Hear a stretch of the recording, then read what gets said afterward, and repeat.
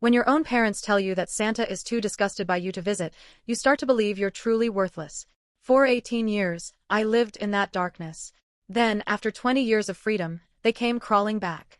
What they did to my 8-year-old daughter made me realize some people never change. And sometimes, the best revenge is simply showing them the door. If you've ever had to protect someone you love from toxic family members, you'll understand this story completely. Hit that subscribe button because today we're diving into a tale of childhood trauma, second chances, and the moment I finally stood up to the people who should have loved me most. Let's get started. Growing up, I thought every child lived the way I did. When you're a kid, your normal is whatever happens in your house, right? So when I told my parents I was having trouble seeing the blackboard at school and needed glasses, and they slapped me across the face for not trying hard enough to see better, I thought that was just parenting. When my birthday came around each year, instead of presents and cake, I got what they called my annual improvement report. They would sit me down at the kitchen table with a handwritten list of everything I had failed at that year.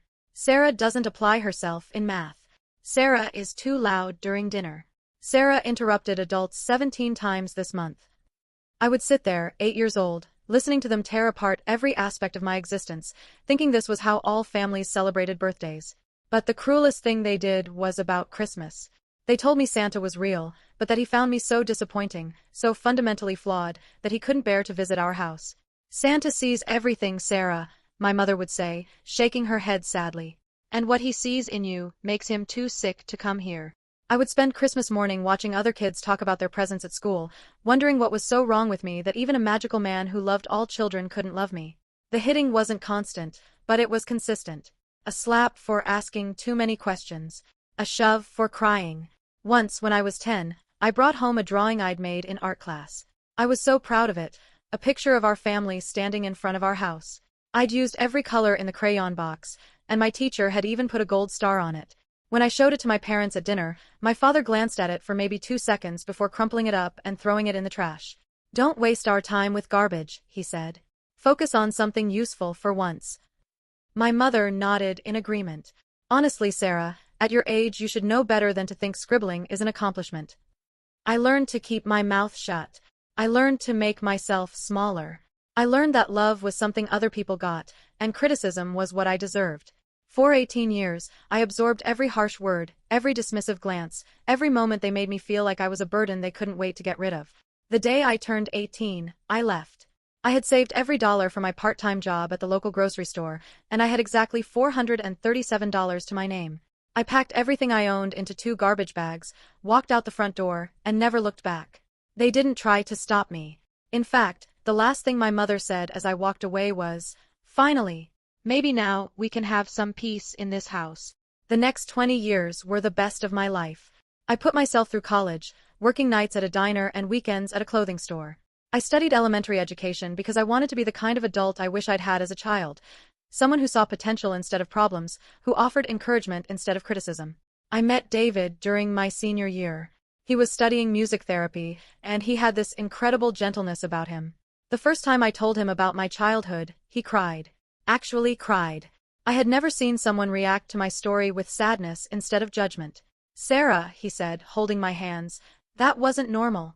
That wasn't your fault. You deserved so much better." We got married 2 years after graduation. David taught piano lessons and played in a local jazz band, while I got my dream job teaching 3rd grade. We bought a small house with a white picket fence, literally the most cliché happy ending you could imagine, and I loved every minute of it. When I got pregnant, David was over the moon. He started playing piano for my belly every night, convinced our baby could hear the music. "She's going to be musical," he would say, his hand on my stomach. "I can feel it. She moves every time I play." But life has a way of crushing your dreams just when you think you're safe. During labor, something went wrong with my health. The doctors did everything they could to save both of us, but there were complications. David was in the waiting room, pacing back and forth, when the doctors came out to tell him that while Emma and I had made it through, I was in critical condition. I spent 3 weeks in the hospital fighting for my life. David never left my side, but the stress and exhaustion took its toll on him. One night, while he was driving home to shower and get clean clothes, a drunk driver ran a red light and hit his car head-on. He died instantly.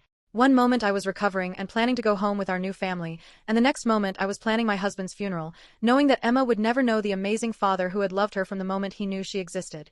Emma was born perfect, 8 pounds, 2 ounces of pure beauty.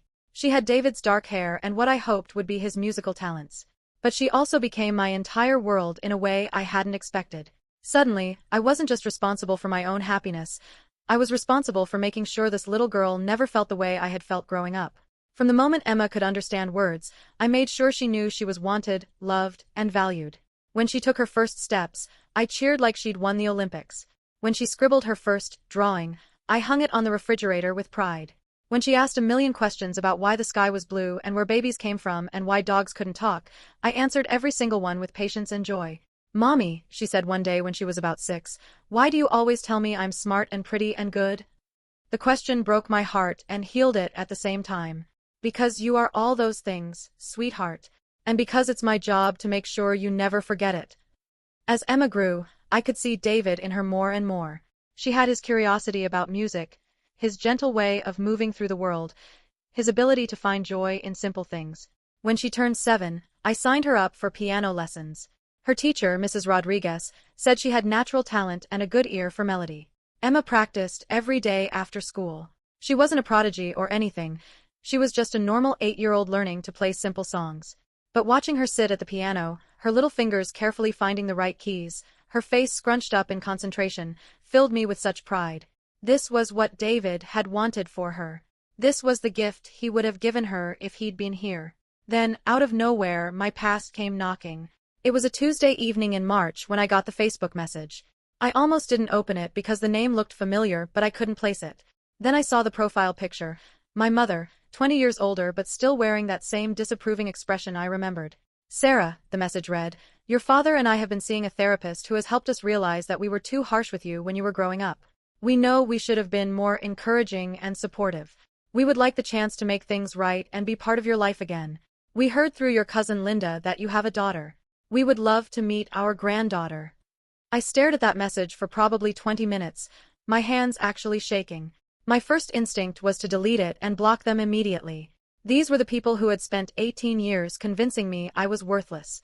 These were the people who had made me feel so small that it took years of therapy and David's love to convince me I deserved happiness. But then I thought about Emma. She was growing up with only one side of her family, my in-laws, who lived across the country and only visited twice a year. Maybe she deserved the chance to have more family in her life. Maybe my parents really had changed. People could change, right? Therapy could help people become better versions of themselves. Against every instinct I had, I wrote back, "I'm willing to meet for dinner. Once. We'll see how it goes." 2 weeks later, they were standing on my doorstep. My mother looked smaller than I remembered, her hair now completely gray. My father had gained weight and moved more slowly, but his eyes were the same, sharp and judgmental, scanning my house like he was looking for things to criticize. "Sarah," my mother said, and for a moment I thought she might hug me. Instead, she gave me a stiff nod. "You look well." "Thank you for agreeing to see us," my father added. "We know this isn't easy." Emma bounded down the stairs at that moment, wearing her favorite purple dress with flowers on it. I had told her that my parents, her grandparents, were coming for dinner, and she was excited to meet them. In her 8-year-old mind, more family meant more people to love her. "Grandma." "Grandpa," she said, throwing her arms around my mother's waist. My mother stood there stiffly for a moment before awkwardly patting Emma's back. "Hello, child," she said. You're energetic." My father handed Emma a small wrapped gift. "We brought this for you," he said, and I felt a flicker of hope. Maybe they really were trying. Emma tore open the wrapping paper to reveal a book, Classic Fairy Tales for Young Ladies. It was the kind of old-fashioned dusty book you'd find at a thrift store, but Emma smiled politely and said thank you. "Your dress is very pretty," my mother said to Emma, though her tone suggested she was trying to find something nice to say rather than meaning it. Dinner started okay. I had spent all day cooking Emma's favorite meal, homemade spaghetti and meatballs with garlic bread. Emma had helped me make the pasta from scratch, rolling the dough and cutting it into strips. It was one of our favorite activities together, and the kitchen always filled with laughter when we cooked. My parents asked polite questions about my job, my house, my life over the past 20 years. I told them about David, about how we'd met, about what an amazing husband and father he would have been. I spoke openly about him in front of Emma because I never wanted her to feel like her father was a secret or something to be sad about. He was part of our family, even though he wasn't physically with us. "He sounds like he was a good man," my mother said, and I thought maybe she meant it. The conversation stayed surface level and safe until we were halfway through the main course. That's when my mother took a bite of the spaghetti, made a face, and said, "This pasta is a bit undercooked, isn't it?" My cheeks flushed hot. "Emma and I made it from scratch," I said quickly. "We're still learning. Sorry if it's not perfect." My mother shrugged. "Well, some things can't be helped when you're attempting something beyond your skill level." The words hit me like a slap. It was such a small comment, but it carried the weight of 18 years of criticism. Everything I had achieved, my college degree, my teaching career, my beautiful daughter, my home, was reduced to being beyond my skill level because the pasta wasn't cooked exactly right. I felt Emma's eyes on me, watching how I would react. This was my moment to show her how to handle people who tried to make you feel small. I took a deep breath and decided to let it go. Maybe I was being too sensitive. Maybe they were trying. After dinner, Emma asked if she could play piano for her grandparents. My heart swelled with pride as I watched her face light up with excitement. She had been practicing a piece called For Elise, just the simple beginner version, but she had worked so hard on it. "I've been taking lessons for almost a year now," she told them as she led them to the living room. "My teacher says I'm doing really well. Mommy says Daddy would be proud because he played piano too." She sat down at the small upright piano we'd bought at an estate sale, adjusted the bench like her teacher had shown her, and began to play. Her little fingers moved carefully across the keys, and she didn't miss a single note. It wasn't a perfect performance. Her timing was a little uneven, and she had to pause once to remember the next part, but it was beautiful. It was the sound of a child learning, growing, trying her best. When she finished, she turned around with the biggest smile on her face, looking at all of us for approval. I started clapping immediately, tears in my eyes because I could practically see David sitting next to her, guiding her hands. "That was beautiful, sweetheart," I said. "You've improved so much." But my parents weren't clapping. They were looking at each other with expressions I recognized all too well, the same look they used to give each other when I would show them my artwork or tell them about a good grade I'd gotten. Then my father started laughing. Not a warm, grandparent laugh. A mocking, cruel laugh that made my blood turn to ice. "How much are you paying for those piano lessons?" he asked me, still chuckling. "Because if that's what you call progress, you're being robbed." My mother joined in with her own laugh. "Honestly, Sarah, you're setting the child up for disappointment. She has no natural talent whatsoever." Emma's smile vanished. She looked confused, hurt, like she couldn't understand why her grandparents were laughing at something she'd worked so hard on. But my mother wasn't done. She turned to Emma with that same cold smile I remembered from my own childhood and said, "Dear, you really aren't very good at piano. You should probably focus on something else. If you keep playing like that, you'll just embarrass your mother's memory of your father. If he was as talented as she says he was, he'd be ashamed of what you're doing to music." Emma's face crumpled. Tears started flowing down her cheeks as she looked from her grandparents to me, trying to understand why these people had just destroyed something she loved. Something inside me snapped. Every protective instinct I had as a mother, every ounce of rage I had buried for 20 years, every moment of pain they had caused me as a child, it all came rushing to the surface like a dam breaking. I stood up so fast my chair fell over. "Get out," I said, my voice deadly quiet. "Get out of my house right now." "Sarah, really," my father said. "The child needs to learn while she's young that she can't be good at everything. A little criticism will help her improve." "Get out," I screamed, louder than I had ever screamed in my life. "Get out of my house." I marched over to the front door and threw it open. "You haven't changed at all. You're still the same cruel, miserable people who made my childhood hell, and I will not let you do the same thing to my daughter." My mother looked genuinely shocked, like she couldn't understand why I was so upset. "We're just being honest. Sugarcoating everything won't help her in the real world." "The real world." I laughed, but there was no humor in it. "The real world is full of people who will try to tear her down. My job as her mother is to build her up so she's strong enough to handle it.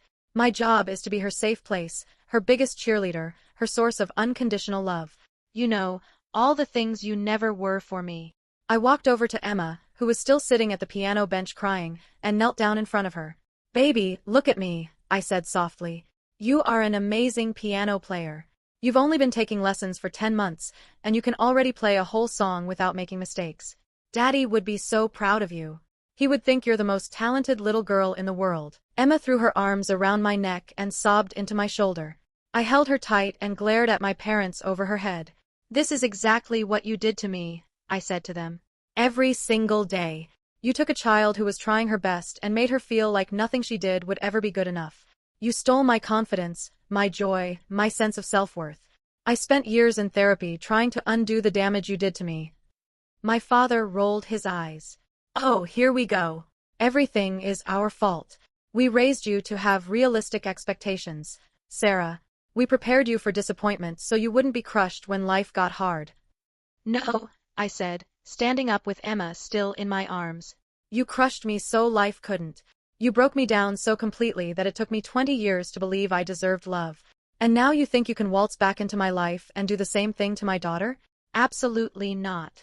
I carried Emma upstairs to her room and sat with her on her bed, wiping her tears and telling her over and over again how proud I was of her, how much I loved her, how talented and special and wonderful she was.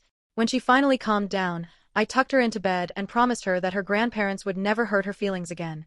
When I came back downstairs, my parents were still standing in the living room, looking around like they owned the place. You can't seriously be this upset over some constructive criticism, my mother said. That wasn't constructive criticism, I said. That was cruelty. That was you taking pleasure in making an 8-year-old child feel bad about herself. That was you being the same people you've always been, people who build themselves up by tearing others down. We were trying to help, my father started. No, I interrupted. You were trying to control. You were trying to make Emma feel as small and worthless as you made me feel. But here's the difference. I'm not a helpless child anymore. I'm her mother, and I will protect her from people like you with my life. I walked to the front door and held it open. Leave. Now. And don't ever contact us again. My mother actually looked surprised. Sarah, we're your parents. We have a right to see our granddaughter. You have no rights here, I said. You gave up any claim to being my parents when you spent 18 years treating me like garbage. You gave up any claim to being Emma's grandparents the moment you made her cry. You are nothing to us. You are strangers who happen to share DNA with me. My father walked toward the door, but he stopped right in front of me. You're being overly sensitive, just like you always were. Emma needs to learn that the world isn't going to coddle her the way you do. The world might not coddle her, I said, but her family will. Her family will love her unconditionally, support her dreams, and celebrate her accomplishments. You know, all the things a real family does. They finally left, but not without my mother trying to push past me to go upstairs to Emma. I physically blocked her and told her if she took one more step toward my daughter, I would call the police. As soon as the door closed behind them, I broke down. 20 years of healing, 20 years of building a life where I felt safe and loved and valued, and they had almost destroyed it all in one evening. But more than that, they had hurt Emma. They had tried to plant the same seeds of self-doubt in her mind that had taken me decades to uproot from my own. Over the next few weeks, they tried calling and texting. They left voicemails saying I was overreacting, that they hadn't done anything wrong, that they had raised me to be less sensitive, and couldn't understand where they had gone wrong. Each message just confirmed what I already knew. They hadn't changed at all. They were still the same people who thought love was conditional, that children needed to earn affection through perfect behavior, that criticism was more valuable than encouragement. I blocked their numbers. I blocked them on social media. I told Emma that sometimes adults don't know how to be kind, and that's why we don't spend time with people who make us feel bad about ourselves. The most beautiful thing happened after that night, though. Emma went back to piano. She was hesitant at first, asking me if I really thought she was good enough to keep taking lessons. But with patience and love and constant reassurance, she found her confidence again. 6 months later, she performed in a recital, and I was the proudest parent in the audience. After her performance, she ran up to me with the biggest smile and said, "Mommy, I think Daddy heard me play tonight."